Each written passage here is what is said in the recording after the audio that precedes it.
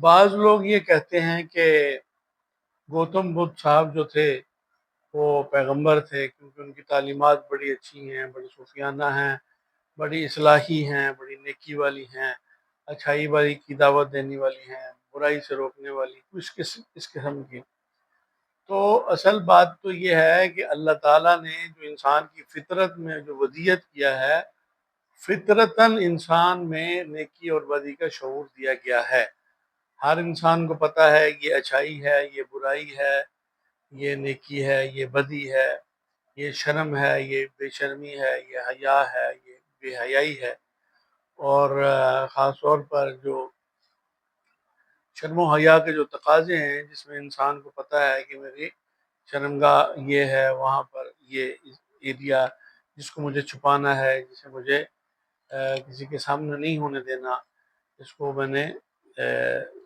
یہ میرا بہت نازک علاقہ ہے۔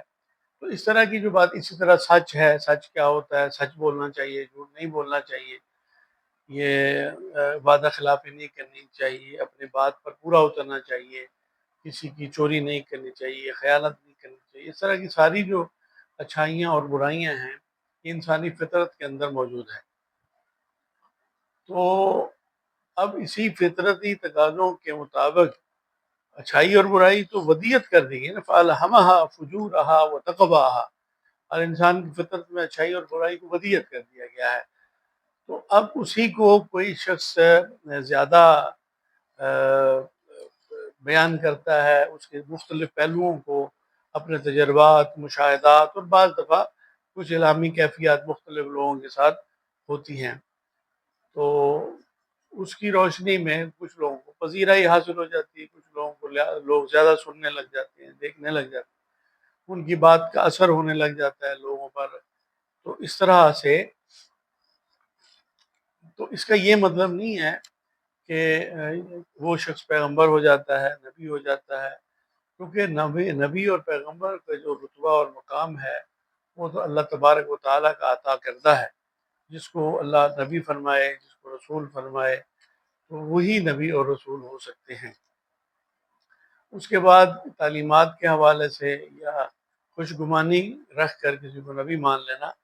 جب تک کہ اس کی قرآن و سنت کی روشنی میں کوئی ایسی واضح دلیل نہ ہو، ایسا عقیدہ رکھنا، ایسا سمجھنا، وہ مناسب اور جائز نہیں ہے۔ ہاں، اس کی کوئی سند مل جائے قرآن و سنت کی روشنی میں، تو پھر تو یقیناً ماننا ہی پڑے گا۔ اس کے لیے بہتر وہ قرآن نے بیان فرما دیا، آمن الرسول بما انزل الیہ من ربہ والمؤمنون کل آمن باللہ وملائکتہ وکتبہ ورسلہ لا نفرق بین احد من الرسل۔ تو ہمارا یہ عقیدہ اور ایمان ہے کہ جتنے بھی انبیاء اور رسول آئے، ہم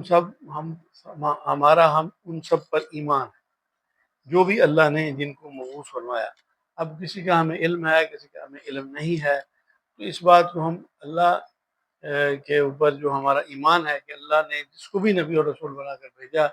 ہمیں اس کا علم ہو یا نہ ہو، ہمارا اس پر ایمان ہے۔ کسی خاص شخصیت کو اس کی شہرت، اس کی پذیرائی، اس کی اچھی باتوں، اس کی تعلیمات کی وجہ سے نبی یا رسول سمجھ لینا اپنی طرف سے یہ جائز اور مناسب نہیں ہے۔ باقی تاریخ میں بہت بہت اچھی اچھی ہستیاں اور نیک لوگ آئے ہیں، لیکن